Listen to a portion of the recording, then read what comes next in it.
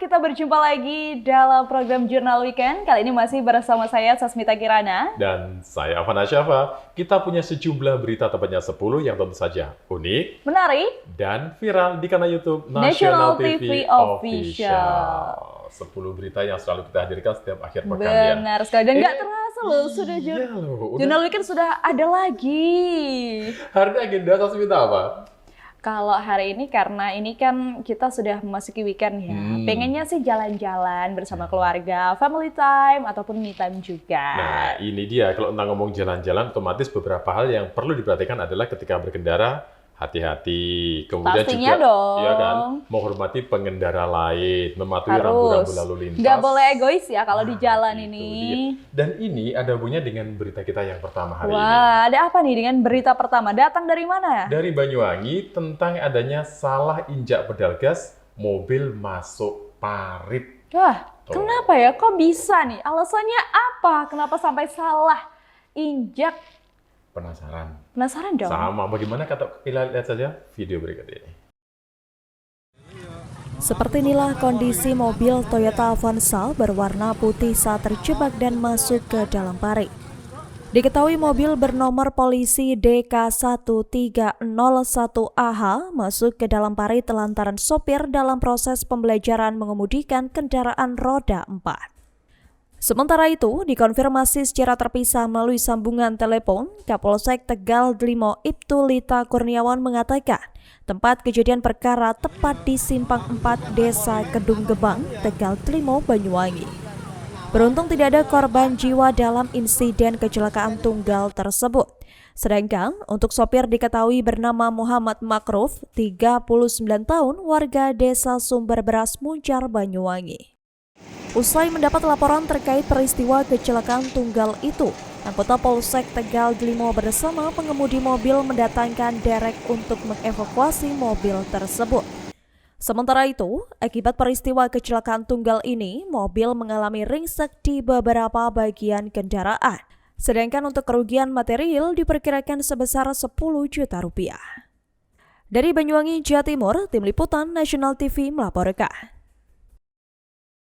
Nah, ini kan jadi pelajaran buat kita semua. Betul ya. sekali. Bahwa dimanapun itu namanya hati-hati itu penting, bukan hanya ketika di jalan yang besar, bukan hanya ketika kita sedang melakukan aktivitas, termasuk ketika kita sedang berkendara. Itu penting banget. Penting sekali. Dan kalau kita lihat, Afan ya, memang harusnya kalau kita masih dalam tahap belajar, ini jangan langsung di jalan raya. Ada baiknya mungkin kita bisa mencoba belajar mengemudi mungkin di sekitaran lapangan yang mungkin masih bisa untuk dilewati oleh roda 4 ya. Terus selain itu juga gunakan jasa kursus. Sebentar, ini ada nggak sih lapangan yang nggak bisa dilewati roda 4? Ada dong, karena biasanya kalau salah satunya ya, kalau di Banyuwangi itu memang ada spot untuk jalan. Oh, jadi ada tempatnya tersendiri. Ada tempatnya tersendiri gitu. Kalaupun ada tuh biasanya hanya untuk tempat parkir saja dan biasanya tidak bisa dimasuki. Ini dia pemirsa. Jadi di sini diduga karena sopir yang mengalami kecelakaan ini masih dalam tahap belajar. Walaupun rumahnya ya lumayan lah kalau si sopir yang mengalami kecelakaan rumahnya daerah Muncar, sementara kejadiannya terjadi di daerah Tegal Dlimo. Jadi memang ada yang harus diperhatikan antara gas dan juga pedal. Ini penting sekali, atau tidaknya kita benar-benar paham dengan kendaraan yang kita naiki supaya tidak sampai ada kejadian fatal seperti yang terjadi ini. Dan selain itu beruntung tidak ada korban jiwa dalam insiden ini, namun dari adanya pemberitaan ini kita bisa belajar. Kita bisa ambil hikmahnya ya, Van ya. Karena memang kejadian ini hingga masuk ke parit dan pada akhirnya lagi-lagi menimbulkan kerugian yang diduga secara material mencapai 10 juta rupiah. Lumayan ya, 10 juta rupiah. Kalau kita bandingkan misalkan kita kursus, mungkin hanya membayar sekitar kurang lebihnya 1 juta. Iyalah, dalam waktu 1 bulan ya mungkin ya, atau beberapa minggu. Tapi kan ini lebih safety. Ini bisa lebih aman pastinya untuk pengemudi baru. Dan tentunya kalau sudah begini, ini bisa membahayakan pengemudi-pengemudi yang lain ataupun pengendara-pengendara yang lain. Tidak hanya roda 4 maupun roda 2. Tapi juga bisa ke pengendara yang lain, misalnya yang lewat di sekitar tempat itu ya. Betul. Untungnya kalau kita menggunakan jasa untuk kursus, itu sebenarnya sudah didampingi oleh orang yang profesional. Jadi tahu bagaimana ketika kita sedang berada di jalan yang sepi, berada di jalan yang ramai, tikungan, naikan, atau tanjakan, dan lain sebagainya. Jadi akibat dari peristiwa ini, mobil harus diderek menggunakan truk yang memang khusus untuk mengevakuasi kendaraan itu sendiri. Betul. Nah, kalau sudah begini ya, diderek, kemudian ada biaya untuk perawatannya, Jadi untuk makin banyak membenahi. Ini jadi makin banyak, makin rumit lagi dan pastinya bikin pusing. Bahkan ya, kalau Iya. mungkin saya pribadi yang mengalami hal tersebut, saya bisa jadi trauma. Nah, ini kalau hitung-hitung nggak cukup 10 juta ternyata ya. 10 juta kerugian dari Kerugian kendaraan material saja. dan lain-lainnya. Belum ongkos nanti- untuk dereknya, Iya, belum ya. lagi orangnya mengalami shock dan trauma. Ini juga menjadi perhatian khusus yang harus kita waspadai. Besok-besok kita kalau belajar kayaknya harus memang di orang profesional dong. ya. Jangan sampai kita otodidak dan justru bisa membahayakan banyak orang. Oke, dari kecelakaan kita bergeser ke kabar yang lain. Kalau tadi di Banyuwangi ya, Mm-mm. sekarang kita bergeser ke Kabupaten Situbondo. Ada apa di situ Bondo ini? Lagi-lagi ya, ini permasalahannya tentang kriminalitas, Afan, ya. Pencurian, perampokan? Lihat dulu, ini ada 2 pelaku pembawa bahan bondet diamankan polisi. Mungkin masih belum banyak yang tahu apa itu bondet. Bondet, seingat saya sih jenis bom gitu ya. Tapi kalau detailnya saya juga penasaran seperti apa sih bom bondet itu. Kalau begitu langsung saja kita simak, ini dia. Seperti inilah detik-detik saat 2 orang nelayan asal Pulau Raas, Kabupaten Sumeneb, Jawa Timur berhasil diringkus polisi. Kedua tersangka ditangkap oleh aparat kepolisian saat berada di Pelabuhan Jangkar, Situbondo. Diketahui, kedua pelaku bernama Ahmad Fauzi, 55 tahun, dan Mastur, 52 tahun. Dari tangan pelaku, polisi berhasil menyita barang bukti berupa bahan peledak untuk rakitan bom ikan. Untuk mengelabui petugas, pelaku pun membungkus bahan peledak itu dengan kardus yang dilakban dengan rapi. Akan tetapi, aksi penyelundupan bahan peledak itu gagal dilakukan dan berhasil diendus oleh polisi. Dari tangan terduga pelaku tersebut, pihak kepolisian berhasil mengamankan barang bukti berupa 1 unit handphone, 1 unit mobil, dan detonator amunisi sebanyak 5.000 unit untuk racikan peledak bom ikan. Sementara itu, Kapolsek Situbondo AKBP Andi Sinjaya Galib menyebut kedua pelaku berprofesi sebagai nelayan di Pulau Ras. Kedua terduga pelaku disergap oleh anggota kepolisian saat kapal yang ditumpanginya sudah bersandar di Pelabuhan Jangkar Situbondo. Sementara itu, untuk proses hukum lebih lanjut, kedua terduga pelaku langsung ditangani oleh tim Susdit Polairut Polda Jatim. Dari Situbondo, Jawa Timur, Khairul Rahman, Nasional TV melaporkan. Oh. Jadi itu ya yang namanya bondet Iya. ya. Mungkin masih banyak pemirsa yang belum tahu apa. Soalnya dulu itu pernah booming, ada istilah kalau bondet itu adalah pelaku kejahatan. Dulu pernah itu tahun berapa ya? Mungkin 90-an. Ini nama ya. pelaku. Nama pelaku Tapi ini berbeda. Diistilahkan itu kalau bondet. pelakunya bondet, korbannya mawar, melati. Wah, beda ya. Tapi kalau Beda. yang kali ini yang terjadi di Kabupaten Situbondo ini bondet itu ternyata bom ikan. Dan ternyata lagi-lagi ini yang paling bahaya banget untuk lingkungan khususnya daerah laut ataupun pesisir pantai. Karena kalau sudah begini, nanti ekosistem yang ada di perairan laut ini bisa tidak seimbang, Afan, dan mengakibatkan akhirnya bencana-bencana mulai terjadi seperti sekarang ini. Jadi walaupun terjadi di Situbondo, ternyata pemirsa saya pelakunya ini bukan orang Situbondo karena dari data yang didapat, tersangka ini diketahui adalah warga atau masyarakat yang berasal dari Kepulauan Raas, Kabupaten Sumeneb. Lumayan jauh kalau dari Situbondo. Jadi mereka ini ditangkap di Pelabuhan Jangkar Situbondo dengan bawa banyak sekali bom bondet. Nah kalau sudah begini, akhirnya niat untuk mencari ekonomi pun akhirnya juga terhambat. Dan urusannya bisa dengan pihak kepolisian. Betul sekali, dan apalagi kita juga mengetahui dari adanya pemberitaan ini, barang bukti yang disita diantaranya adalah 1 unit handphone, 1 unit mobil, detonator amunisi sebanyak 5.000 unit. Bayangin, Afan, 5.000 unit loh. Ini kalau misalkan bom ikannya diledakkan di beberapa daerah, wah ini bisa merusak ekosistem ya. Betul, Nggak jadi bisa bayangin. bukan hanya orangnya yang bisa mendapatkan bahaya, tetapi selain ikan, Betul. karang-karang terumbu karang kan, kemudian keindahan ketika kita mau diving, Aduh, ini ini juga udah menjadi nggak mengalami indah lagi. kerusakan yang cukup parah Nah. ini ya. Jadi dengan adanya pemberitaan ini kita memang bisa mengetahui kalau misal mau mengambil hasil alam khususnya yang ada di laut ini juga harus diperhatikan. Salah satunya jangan sampai kita menggunakan bondet ataupun bom ikan ini, dan juga jangan sampai menggunakan pukat harimau. Nah, betul. Karena masih banyak alat yang bisa digunakan untuk mencari ikan atau untuk mencari hal-hal di laut dengan yang lebih aman, lebih safety, tanpa merusak lingkungan. Dan di sini pelakunya pun ternyata juga cerdik ya pemirsa. Jadi untuk menyiasati supaya tidak ketahuan, semua barang bukti bom boden ini dibungkus dalam sebuah kardus. Wah, cukup cerdik ya. Mungkin ini sudah berpengalaman, Afan ya. Bisa jadi.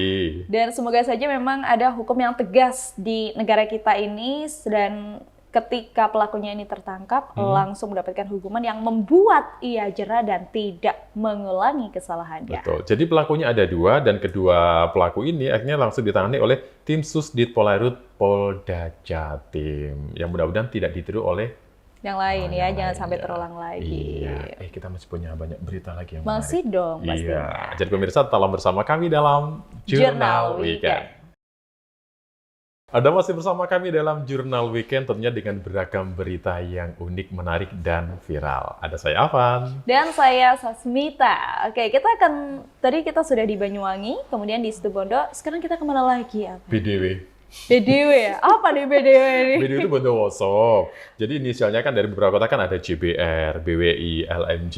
Ini bikin LBW. istilah sendiri atau Bukan gimana? istilah kita saja. Oh, istilah sendiri ya. Jadi yang Oke. terjadi di Bondowoso ini bisa dikatakan ya menarik, ya lucu, tapi juga bisa membahayakan kalau tidak ditangani dengan serius atau tidak ditangani Wah. dengan tepat. Memangnya ada apa nih kira-kira? Jadi di Bondowoso ini ada kejadian damkar evakuasi biawak yang masuk ke rumah warga. Waduh, tapi memang kita tahu ya, akhir-akhir ini kan memang kondisi seperti ini dan banyak sekali pemberitaan tentang masuknya hewan liar ke permukiman warga. Iya, ini kemungkinan karena sekarang sudah mulai masuk musim penghujan. Aduh, kayak gitu langsung aja kita akan simak ya, seperti apa videonya. Ini dia. Seperti inilah proses evakuasi hewan reptil jenis biawak yang masuk ke pemukiman warga. Biawak tersebut masuk di perumahan Villa Kembang, Kelurahan Kembang, Kota Bondowoso. Dengan menggunakan peralatan khusus, petugas dari Damkar Bondowoso berusaha menangkap hewan melata tersebut. Petugas sempat kewalahan karena hewan reptil ini bergerak sangat gesit. Namun setelah hampir setengah jam lebih, biawak berhasil ditangkap dan dijinakkan. Penangkapan biawak ini berdasarkan adanya laporan warga bernama Aufar yang melihat hewan tersebut masuk ke dalam rumahnya. Karena khawatir mengganggu, Aufar kemudian melapor ke petugas damkar untuk diminta mengevakuasi hewan liar tersebut. Saat musim penghujan seperti sekarang ini, hewan liar berpotensi keluar sarang dan mencari makan. Tak menutup kemungkinan hewan reptil seperti biawak dan ular masuk ke rumah warga. Oleh sebab itu, warga diimbau untuk berhati-hati dan waspada akan bahaya hewan liar tersebut. Dari Bondowoso, Jawa Timur, Rizky Kurnia, Nasional TV melaporkan. Wah, ternyata lumayan ya kalau kita Iya. melihat petugas sampai kesusahan dengan waktu evakuasi yang cukup lama. Ini menandakan bahwa kondisi alam sedang tidak baik-baik saja, Van Ini ya. begitu, biawaknya itu satset. Saset ya, Membuat cepat petugas banget ya, jadi gesit kerepotan, gitu. betul-betul ya. Tapi kalau kita ngomong tentang biawak ya, ini memang di beberapa daerah kan namanya beda-beda ya. Ada yang bilang itu nyambe lah, reptil lah, atau apa. Tapi cara apa ini nasional memang biawak itu termasuk di situ kan ya. Hampir mirip ya sama komodo dan Iya, sejenisnya ya. Jadi ada komodo, apa saja sih yang termasuk reptil selain biawak ini? Komodo itu ya? Komodo, kemudian ada biawak salah satunya, kemudian ada ular. ular ya. Ada lagi yang bahaya yang hidup di dua alam itu. Buaya itu reptil juga ya? Mungkin bisa jadi salah satunya ya. Nanti kita akan cari lagi. Tapi memang pemirsa kalau kita tahu ini masuk di permukiman warga di daerah Kabupaten Bondowoso, Jawa Timur. Namun memang tidak ada korban jiwa dalam insiden ini. Namun diduga ini proses evakuasinya cukup lama. Ini sekitar kurang lebihnya hampir setengah jam. Sampai akhirnya petugas bisa mengamankan dan juga menjinakkan hewan biawak yang katanya cukup gesit ini.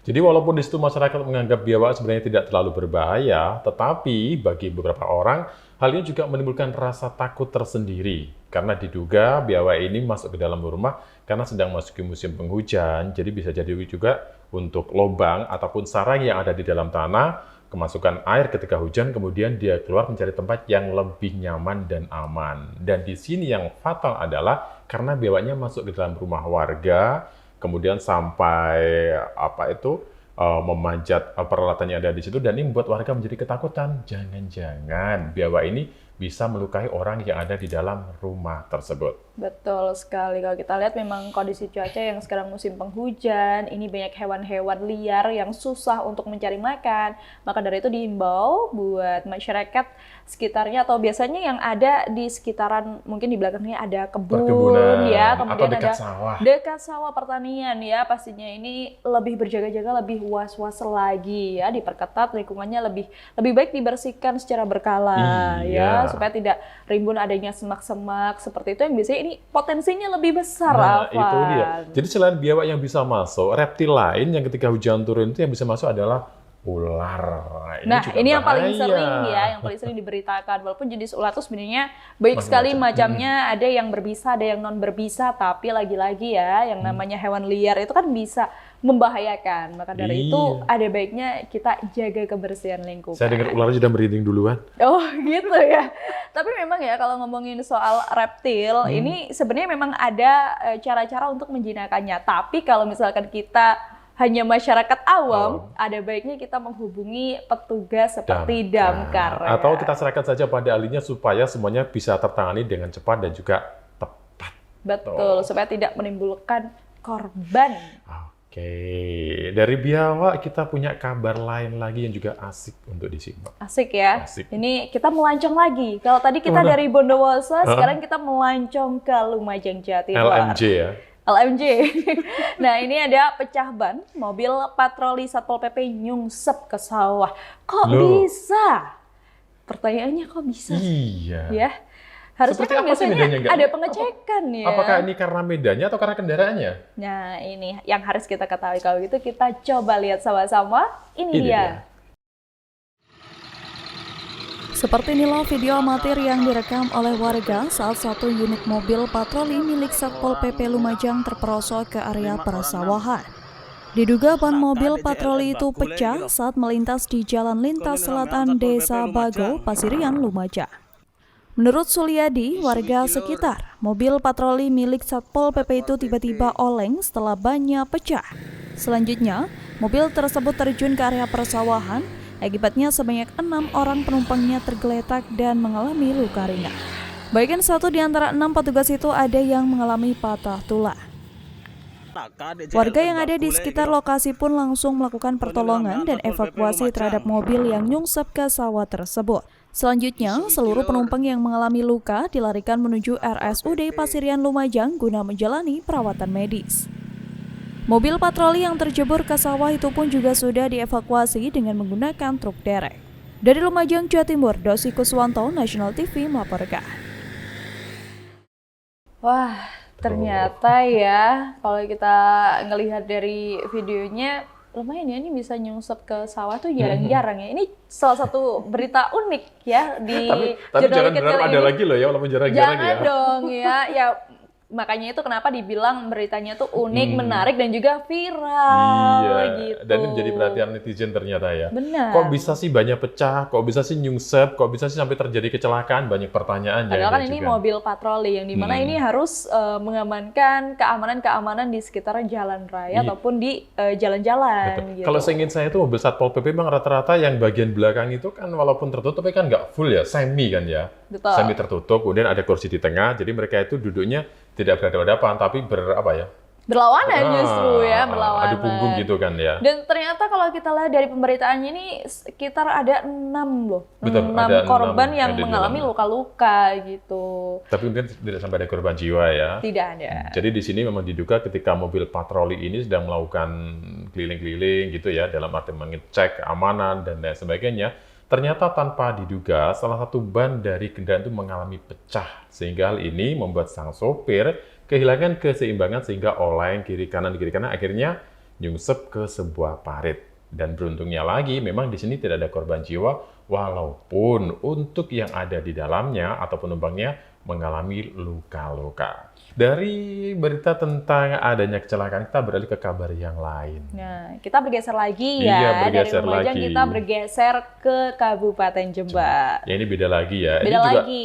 yang ini tentang kriminal sih, tapi kriminalnya adalah tentang tindakan ilegal di mana Polisi gerebek jaringan wifi ilegal. Waduh, ini kok bisa ya? Tapi ini kayaknya pernah dengar dan sebenarnya sudah merata, tidak hanya di Jember saja. Di berbagai tempat juga ada Di ya? beberapa kota juga ada. Ini biasanya ya buat pemirsa atau masyarakat yang ada di rumah yang sering nih dapat promosi Tawaran wifi yang murah gitu ya. Kalau gitu langsung saja kita simak seperti apa beritanya. Ini Ini dia. dia. Inilah detik-detik saat petugas unit reskrim Polsek Panti Jember menggerebek salah satu rumah di Desa Kemuning Sarilor, Jember, Jawa Timur. Rumah itu digerebek karena pemiliknya diduga menyalurkan internet secara ilegal. Polisi langsung memeriksa salah satu ruangan yang digunakan sebagai pusat server. Di situ, polisi menemukan berbagai perangkat keras atau hardware untuk menyalurkan jaringan internet kepada kurang lebih 800 pelanggan. Saat diamankan, pelaku sempat berkelit hingga terjadi adu mulut. Lantaran telah ditemukan bukti yang cukup kuat, akhirnya salah satu pemilik usaha ini pasrah. Selain itu, tersangka juga tidak bisa menunjukkan perizinan legal atas usahanya. Bahkan pelaku diduga memasukkan akun dan data pelanggan berbagai instansi mulai dari kantor desa, yayasan, sekolah, hingga kantor transmisi salah satu televisi nasional untuk melancarkan usahanya. Diketahui jika usaha penyaluran internet ini dikelola 3 orang, yakni Zainul, Baidowi, dan Chandra yang merupakan pasangan ayah anak. Beroperasi sejak hampir 3 tahun lalu, praktik penyaluran internet ke rumah-rumah warga ini bisa meraup omset lebih dari 70 juta rupiah per bulan. Guna kepentingan penyidikan, petugas akhirnya meminta seluruh perangkat hardware di ruang server ke Mapolsek Panti berikut mengamankan pemiliknya untuk dimintai keterangan lebih lanjut. Atas perbuatannya, pelaku akan dijerat Undang-Undang Telekomunikasi dengan ancaman hukuman maksimal 6 tahun penjara. Dari Jember, Jawa Timur, Hisam Nugroho, Nasional TV melaporkan. Jadi kalau ngomong tentang wifi ilegal, apa sih yang ada dalam bayanganmu?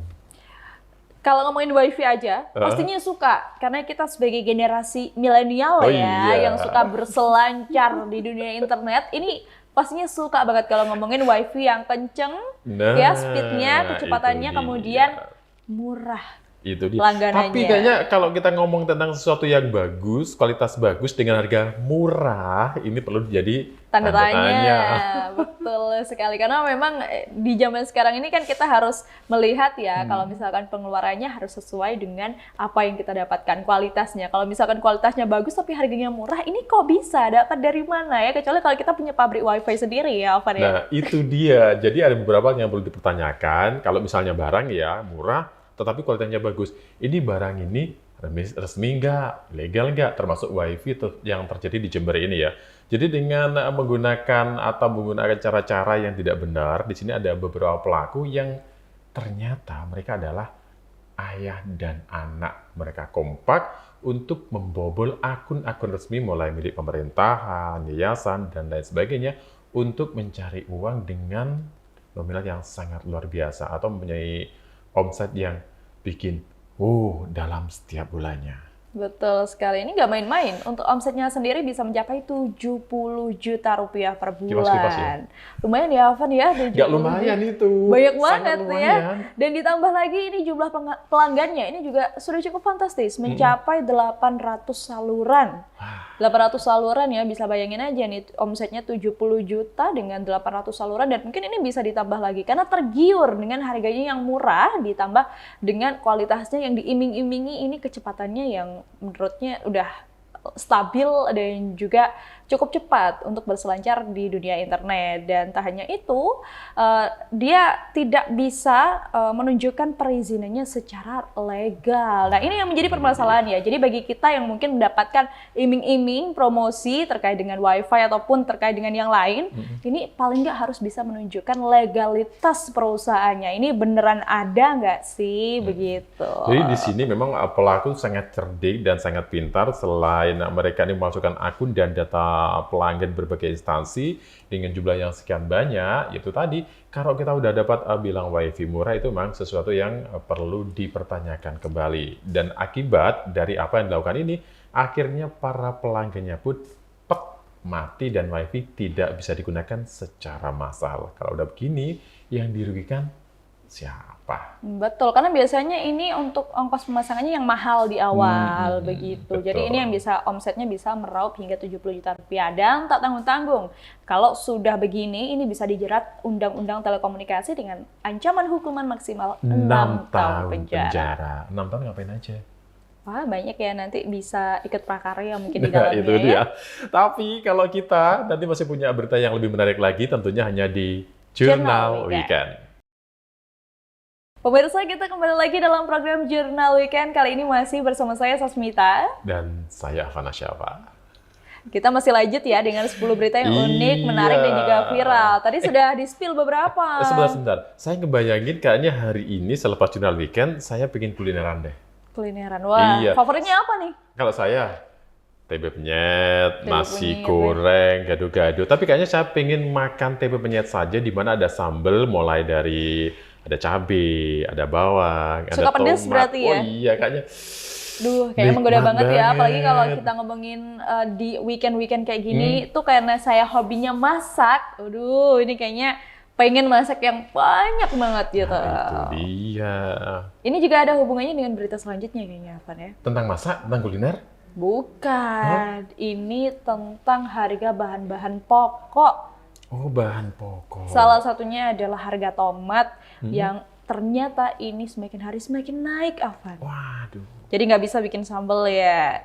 Atau bisa, Bisa, tapi tapi kayaknya lebih ngirit Lebih lagi ngirit ya. lagi. Biasanya mungkin pakai 2 atau 3 tomat, ini pakai setengah tomat aja kayaknya. Oh gitu ya? Iya. Nah ini sebenarnya kenapa gitu, dan permasalahannya apa sih yang membuat harga tomat ini semakin hari semakin melonjak drastis? Kalau begitu langsung saja kita simak pemirsa, ini dia beritanya. Menghadapi musim hujan, harga tomat di pasar tradisional Jember, Jawa Timur naik begitu drastis. Kenaikan terjadi hingga 2 kali lipat dari harga normal biasanya. Bahkan, kini stok tomat juga mengalami kendala di pasaran. Seperti di Pasar Tanjung Jember misalnya, harga tomat semula dibanderol Rp6.000 per kilogram, kini naik 2 kali lipat menjadi Rp13.000 per kilogram. Selain itu, kenaikan juga terjadi pada bumbu dapur lainnya seperti bawang merah, bawang pre, dan kubis. Keadaan ini membuat daya beli masyarakat pun menurun. Salah satu pelanggan mengaku memilih mengurangi jumlah perbelanjaan. Hal tersebut karena pedagang merasa keberatan menyusul harga kebutuhan lainnya juga mengalami kenaikan. Selain faktor kondisi cuaca ekstrim, daya beli masyarakat juga lesu. Diprediksi jika hasil panen petani menurun juga akan menyebabkan harga tomat mengalami kenaikan hingga beberapa bulan terakhir. Dari Jember, Jawa Timur, Hisham Nugroho, National TV melaporkan. 2 kali lipat loh naiknya ya. Ternyata faktor utamanya adalah cuaca. Ya nggak bisa disalahkan juga ya. Namanya cuaca, iklim itu kan sudah kehendak Tuhan sebenarnya ya. Itu. Tapi sebenarnya bukan yang di Jember sih ya, di beberapa kabupaten lain mungkin juga bisa mengalami hal yang sama tentang Betul tomat sekali. ini. Apalagi kalau kita melihat akhir-akhir ini cuacanya cukup ekstrim dan ditambah banyak sekali bencana. Semoga kita semua dalam lindungannya dan juga tetap baik-baik saja ya di kawasan kita, di lingkungan kita semuanya masih baik-baik saja. Memang dalam kejadian di Jember ini tomat harganya naik 2 kali lipat. Jadi kalau biasanya itu 5.000, 6.000 itu sudah dikatakan mahal, tapi ternyata gara-gara faktor cuaca yang memburuk atau yang tidak bersahabat ditambah lagi dengan petani yang gagal panen, akhirnya beberapa kebutuhan ini menjadi tersendat pasokannya termasuk tomat. Jadi di harga yang semula 6.000 ini naik 2 kali lipat atau naik 100% lebih karena dari 6.000 menjadi Rp13.000. Dan di mana ini ternyata membuat ibu menjadi menjerit karena harga naik banyak sekali. Betul sekali. Dari yang awalnya sekitar 5.000, 6.000 ini naiknya sampai 13.000 ya kan Iya, ya? mereka 100% lebih naiknya itu. Betul sekali. Ini kayaknya ibu-ibu langsung berduka kan. Bumbu dapurnya naik semua, harganya susah kalau mau masak Harus menu-menu yang dikalkulasi unik. dengan detail ya. Hari ini cabai saya beli berapa, bawang berapa, Itu tomat harus berapa. dibuat dalam berapa hari atau berapa minggu gitu ya, supaya tetap hemat dan juga kebutuhan semuanya bisa tercukupi. Tapi memang ya kalau kita membahas memang akhir-akhir ini kan kondisi banjir, longsor, ini kan sering terjadi di beberapa daerah, salah satunya juga di Jember, yang dimana mungkin ini juga salah satu faktor utama penyebabnya. ya, penyebabnya juga yang membuat banyak sekali petani yang mengalami gagal panen. Dan selain itu juga kita bisa melihat cuaca ekstrim. Nah, ini sebenarnya cuaca ekstrim ini masih bisa dikendalikan kalau kita bisa melihat efek dari rumah kaca seperti ini iya. akhir-akhir ini ya. Ini kan sebenarnya Kan banyak sekali. iklim ini kan penyebabnya juga banyak. Salah satunya juga dari apa yang kita lakukan sehari-hari ya, Van. Seperti asap dari pabrik ya. Ini juga permasalahan-permasalahan yang sebenarnya bisa dibilang rumit, yang akhirnya bisa berdampak ke kenaikan harga tomat. Nah, ini dia. Jadi di sini ternyata yang mengeluh bukan hanya para petaninya saja, tetapi para penjual di pasar juga merasa mengeluh karena konsumennya itu daya belinya menurun. Jadi kalau Betul. biasanya beli itu 1 kilo, sekarang beli jadi 1/4. Di mana hal ini juga membuat stok mereka di pasaran rawan sekali terjadi pembusukan. Dan diperkirakan kalau cuaca masih terus seperti ini, harga akan semakin meroket lagi. Ini kalau saya jadi ibu-ibu pasti menggerutu akan. Gitu. Ke pasar tuh bingung. Kita misalkan cuma punya uang 50.000, ini mau beli apa gitu. Tomat aja harganya segini, ini belum beli lauk pauk yang lain. Itu dia. Ya mudah-mudahan segera membaik, walaupun cuaca tetap seperti ini, ada hal baik lah yang bisa membuat harga-harga ini kembali normal atau kembali stabil. Betul Ya. Oke. sekali. Kita ke kabar yang lain saja lah. Kalau tadi kita ngomong tentang tomat, kalau ini kita ngomong tentang ayam. Kita melancong lagi ya. Melancong Kita lagi. berjalan-jalan lagi ya. Iya. Kalau tadi di Kabupaten Jember, Sekarang kita ke ke Situbondo, kali ini kita ngomong tentang ayam, tetapi bukan daging ayamnya. Nah, di sini ada kejadian gerbek karena sabung ayam, para penjudi kabur. Aduh, ini ya lagi-lagi ya. Kalau gitu langsung aja pemirsa kita simak seperti apa aksi gerebek ayam yang dilakukan Pihak oleh kepolisian. para pihak kepolisian. Ini dia. Seperti inilah aksi penggerebekan arena judi sabung ayam yang dilakukan oleh polisi. Berbekal pengaduan dari masyarakat, anggota Polres Situbondo melakukan penggerebekan arena judi sabung ayam di Desa Batal, Panji, Situbondo, Jawa Timur. Mengetahui kedatangan aparat, para penjudi yang sedang asyik melakukan judi sabung ayam langsung melarikan diri. Para penjudi pun lari tunggang langgang ke tengah persawahan. Lantaran terkendala medan, polisi pun tak dapat menangkap para penjudi sabung ayam tersebut. Meskipun demikian, polisi berhasil mengamankan sebanyak 14 unit sepeda motor milik penjudi sabung ayam. Sementara itu, Kasih Humas Polres Situbondo Ibtu Ahmad Sutrisno mengatakan, aksi penggerebekan diduga sudah diketahui oleh para penjudi. Saat petugas tiba di lokasi kejadian, para penjudi itu langsung kabur melarikan diri ke arah persawahan. Hingga saat ini, polisi masih mengembangkan aksi judi sabung ayam tersebut dengan cara melacak pemilik kendaraan melalui nomor polisi pada kendaraan roda 2 yang diamankan. Selanjutnya, polisi akan terus mengembangkan kasus judi sabung ayam tersebut, sebab sangat meresahkan masyarakat. Selain itu, warga juga diminta untuk terus mengawasi praktik judi sabung ayam di wilayah pedesaan dan segera melaporkannya kepada polisi. Dari Situbondo, Jawa Timur, Khalil Rahman, National TV melaporkan.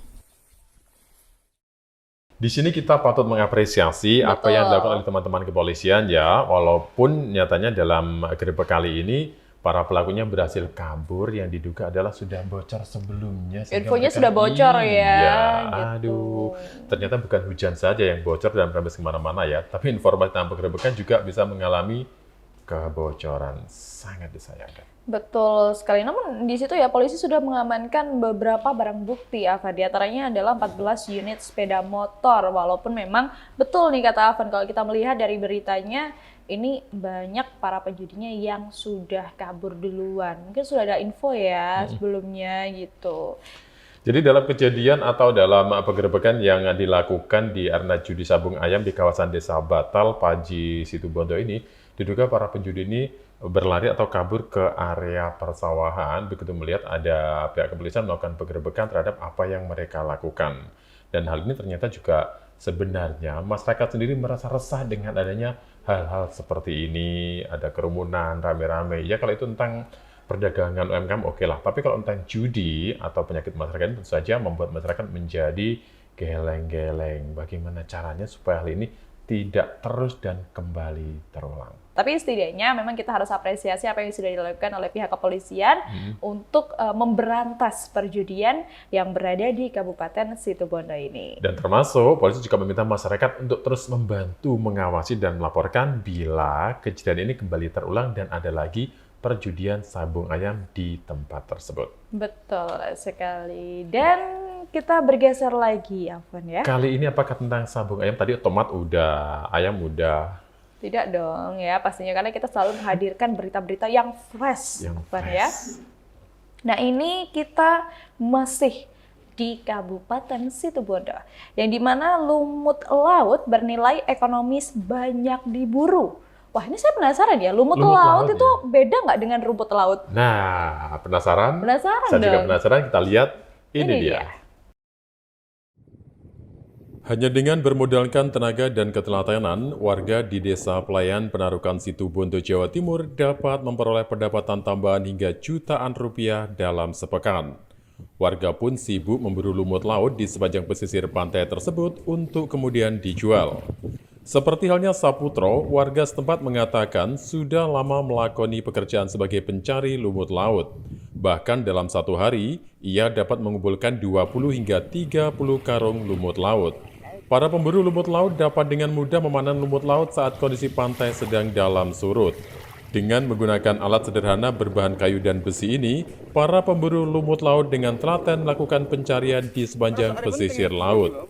Dirinya menyebut bahwa menjadi pemburu lumut laut ini menjadi pekerjaan yang cukup menjanjikan bagi warga setempat, sebab dalam sepekan dapat mengumpulkan lumut laut hingga 2 ton. Sedangkan untuk 1 kg lumut laut dapat dijual kepada tengkulak dengan harga Rp1.500. Para nelayan pun banyak yang beralih profesi sebagai pencari lumut laut karena dapat dibilang lebih menjanjikan. Mengingat saat ini cuaca sedang tak menentu dan mempengaruhi hasil tangkapan ikan ke nelayan. Dari Situbondo, Jawa Timur, Khairul Rahman, Nasional TV melaporkan. Ternyata kalau tadi tuh langsung keinget, lumayan ya, 1 minggu bisa menghasilkan 2 ton lumut. 2 ton lumut. Apalagi kita sudah tidak perlu menyiapkan pekarangan, kita Ya. tidak perlu menyiapkan tempat-tempat penangkaran, karena laut itu kan luas sekali. Betul sekali. Tapi lumut yang bisa dipanen ini yang ada di wilayah pesisir Pantai Pelayan Penarukan Situbondo. Jadi di sini para nelayan di sana yang mungkin terganggu ketika mencari ikan, mereka ini banyak beralih profesi dengan menjadi pencari lumut. Dan ini juga sesuatu yang sangat menarik, sesuatu yang sangat menjanjikan, karena modalnya cuma 2, yaitu pertama tenaga, yang kedua adalah telaten. Wah. Itu yang digunakan. Tapi lumayan ya kalau kita bahas nih, misalkan 1 kilo, kalau tadi dari pemberitaannya ini kan 1 kilo Rp1.500. Tapi yang perlu ditanyakan ini basah atau kering? Nah, bisa jadi begitu ya. Tapi kalau kita kalkulasikan, misalkan 2 ton, ini sudah berapa? Banyak. Pastinya bisa berapa ya? Sekitar 15 juta mungkin ya. Bisa Banyak lebih deh. ya. Kita harus hitung kalkulasinya Tapi kita ya. nggak bisa membayangkan gitu aja kan ya, karena perlu Prosesnya bekerja, juga prosesnya juga panjang, panjang. Iya. begitu. Tapi memang ini cukup menggiurkan dan mungkin ini bisa menjadi pekerjaan baru ya buat para nelayan yang mungkin saat ini sedang kesusahan karena melihat cuaca yang ekstrim, proses mencari ikan pun juga dirasa cukup sulit. Nah ini mungkin bisa menjadi salah satu alternatif, Afwan ya, apabila ketika mencari ikan ini sulit bisa beralih profesi menjadi petani lumut. Nah, Lumut laut ya, Lumut tapi laut. ini Bukan ya. lumut laut ya, beda ya Bukan antara lumut rumput laut laut. dengan lumut laut. Jadi memang di sini para warga atau para nelayan yang ada di sekitar pantai di sini memang menjadikan profesi baru, yaitu dengan mencari lumut. Kalau dihitung-hitung lumayan banyak ya. Dalam sehari mereka ini sangat banyak sekali bisa mendapatkan, bahkan bisa sampai 20 sampai 30 karung dalam satu hari.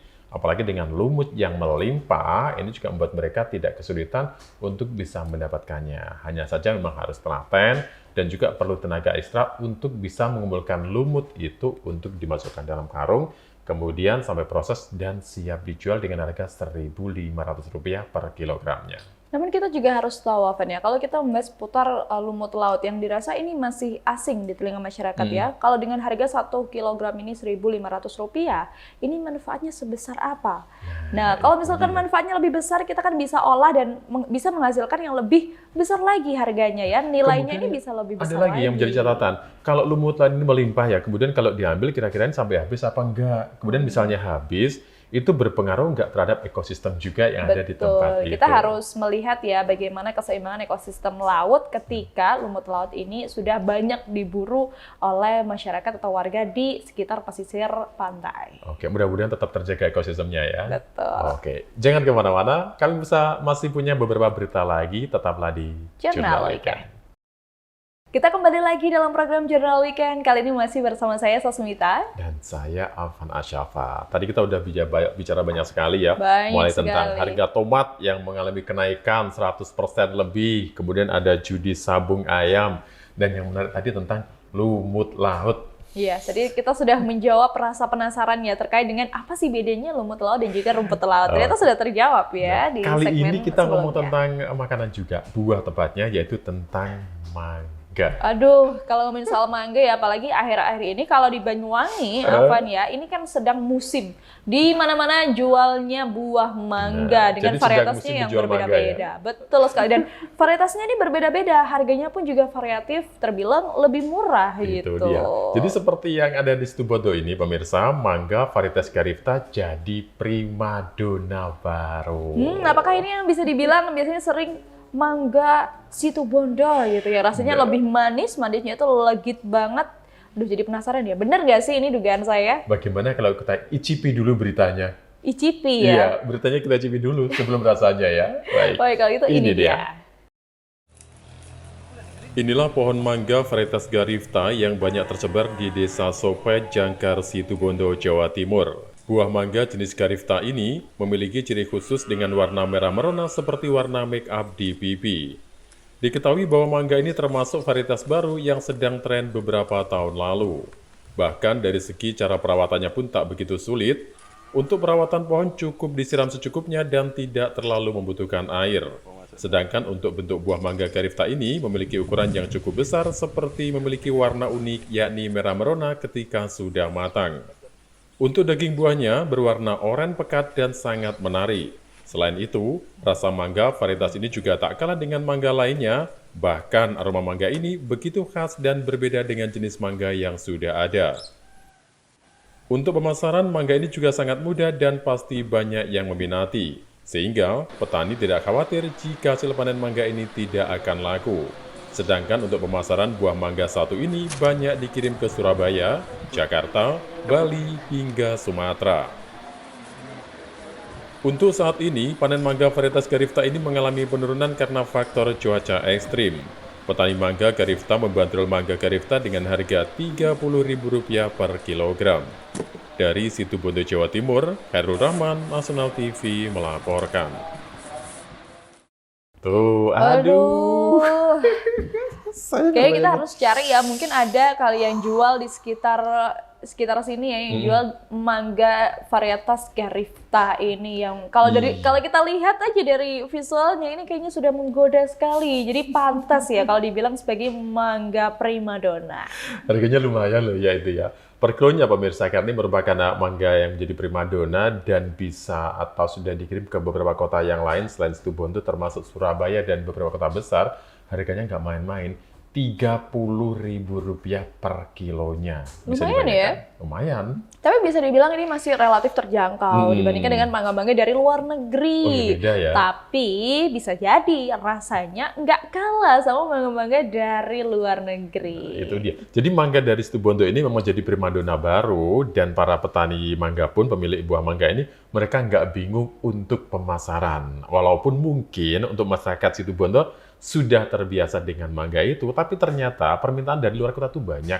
Mulai dari Lumajang sendiri, kemudian termasuk Banyuwangi, dari Jember, bahkan Surabaya dan Jakarta sudah ada pemesan yang ingin merasakan mangga Garifta dari Situbondo ini. Betul sekali, apalagi kalau kita lihat dari visualnya saja ya, ini kan mangganya warnanya kekuning-kuningan, kemudian dibilangnya tadi rasanya tuh manis dan juga segar.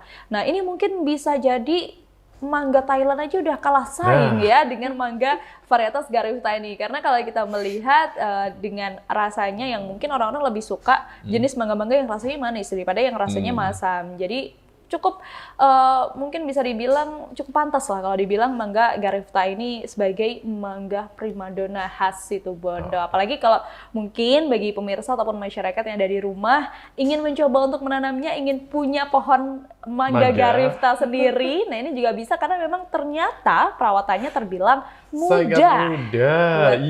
iya. Kayak saya jadi pengen juga ini ya.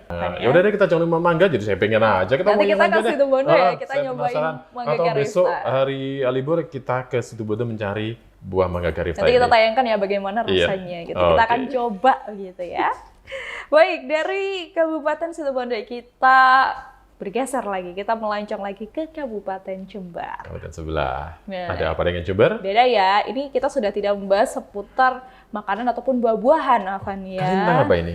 Ini pembahasan seputar pelecehan seksual. Waduh, kok bisa terjadi? Nah, tapi ini beda, ini unik ya. Jadi mahasiswa yang nekat melabrak pelaku teror pelecehan seksual. Jadi ini mahasiswanya ini yang sebagai korban Oh gitu. ini bisa nekat melabrak pelaku. Wah, Iya, bagaimana iya. ini bisa terjadi pemirsa? Kalau begitu langsung saja kita simak. Ini dia. dia. Maju Rene. Siapa tuh Jene? Aksi keberanian seorang mahasiswi di salah satu kampus di Jember, Jawa Timur ini sungguh nekat sebab ia tak segan melabrak dan merekam seorang pemuda setelah mencolek tubuhnya. Hal tersebut dianggap pelecehan seksual terhadapnya. Diketahui, jika pelaku kerap kali melakukan aksi teror asusila yang meresahkan beberapa mahasiswi saat melintas di gang yang tak jauh dari kampus. Berbekal video rekaman serta hasil laporan dari korban, tim Kalong Satreskrim Polres Jember berhasil menangkap pelaku saat di rumahnya. Saat penangkapan, pelaku ketakutan dan menangis sembari meminta maaf kepada polisi dan juga keluarganya. Setelah menjalani pemeriksaan, pelaku atas nama Wadan, warga asal Jalan Berantas Sumbersari, Jember, Jawa Timur, diketahui mengalami gangguan jiwa. Bahkan, gangguan kejiwaan yang dialami pelaku sudah cukup lama dideritanya. Dengan pendampingan dari unit perlindungan perempuan anak, pelaku dan keluarganya dipertemukan dengan korban dan keduanya sepakat saling memaafkan. Selanjutnya, pelaku langsung dipulangkan dan berjanji tidak akan mengulangi perbuatannya lagi. Perlu diketahui, peristiwa teror asusila kerap kali terjadi di sejumlah lokasi di Jember. Terkait hal itu, polisi mengimbau kepada masyarakat agar lebih hati-hati serta berani melakukan tindakan perlawanan. Bahkan jika mengalami aksi tersebut, korban diharap segera melapor ke polisi untuk ditindaklanjuti. Dari Jember, Jawa Timur, Hisam Nugroho, Nasional TV melaporkan. Salut ya dengan mahasiswi yang satu Iya, ini. Karena iya, memang iya. harusnya begitu. Kalau kita mengalami pelecehan seksual, apalagi saya wanita ya di sini ya, yang mungkin wanita-wanita ini lebih rentan mengalami pelecehan seksual. Nah, dan kalau sudah dilabrak seperti ini, setidaknya bisa menimbulkan efek jera dan tidak terjadi kembali. Ini bisa meminimalisir adanya pelecehan seksual di sekitar kita. Dan pastinya lagi-lagi ya, kita perlu apresiasi aksi mahasiswi ini. Dan memang perlu keberanian untuk bisa melakukan hal seperti ini, walaupun ternyata yang menjadi pelaku ini adalah ODGJ, dan mahasiswa ini memang sudah mengalami beberapa hal yang tidak menyenangkan, mulai dipegang bagian tubuhnya, dan itu sering terjadi, sehingga mahasiswa ini akhirnya nekat melakukan hal yang jarang-jarang dilakukan oleh orang lain, yaitu melabrak dari pelakunya, yang dimana kemudian akhirnya pihak keluarga dari pelaku juga dipertemukan dengan mahasiswi yang mengalami hal yang tidak menyenangkan di dekat kampus di mana ia sedang menimba ilmu ini. Betul sekali, karena memang kalau kita lihat dari tayangan berita ini sudah sering terjadi, Afan. Adanya tindak pelecehan seksual yang dilakukan oleh oknum yang diduga ODGJ ini. Harusnya memang kalau ODGJ ini nggak boleh berkeliaran ya. Berarti keluarganya yang harus mau melakukan pengamatan secara khusus atau secara spesial supaya ODGJ ini tidak menjadi orang yang menimbulkan masalah di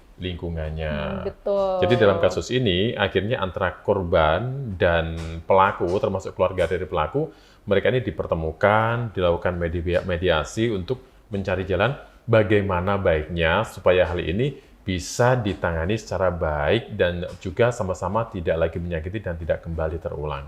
Betul sekali. Apalagi kalau kita melihat kan tadi dibilang ini sudah beberapa kali adanya tindakan pelecehan seksual di sekitar lingkungan kampus. Nah, ini menandakan bahwa mungkin korbannya tidak hanya satu. Tidak hanya mahasiswa yang melakukan aksi pemberontakan ini, namun juga sebelumnya mungkin ada mahasiswa lain yang mengalami tindakan serupa, namun tidak berani untuk melapor ataupun tidak berani untuk melabrak atau melakukan pemberontakan. Begitu. Jadi di sini pihak kepolisian juga memberikan apresiasi kepada mahasiswa ini, bahkan mengimbau kepada masyarakat kalau ada di antara masyarakat yang mengalami hal yang tidak menyenangkan, mengalami pelecehan seksual dan lain sebagainya, mereka diminta untuk bisa bertindak dengan termasuk melaporkan ke pihak kepolisian supaya hal seperti ini bisa segera mendapat penanganan yang tepat dan cepat.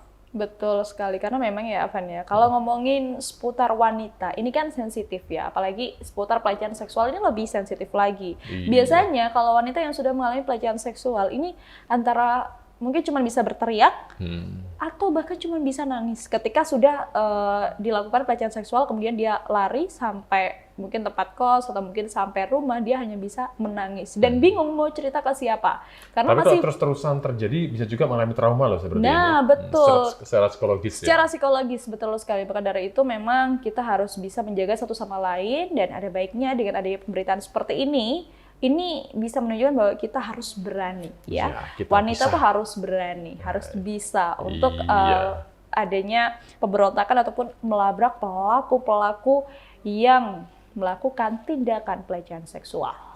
Oke. Itu kan yang berita terakhir hari ini deh. Betul, tidak Iya. terasa kita sudah 10 berita yang dihadirkan dalam program Jurnal Weekend kali ini. Berarti kita akan ketemu lagi pada Jurnal Weekend minggu depan ya. Betul, Oke, dan waktunya kita saatnya kita pamit dan juga saatnya mungkin kita family time ya. Iya. Kita waktunya jalan-jalan nyoba mangga garita ya. Belum, saya mau makan TPP-nya dulu ya. Ada tomatnya yang harganya naik tadi dulu aja.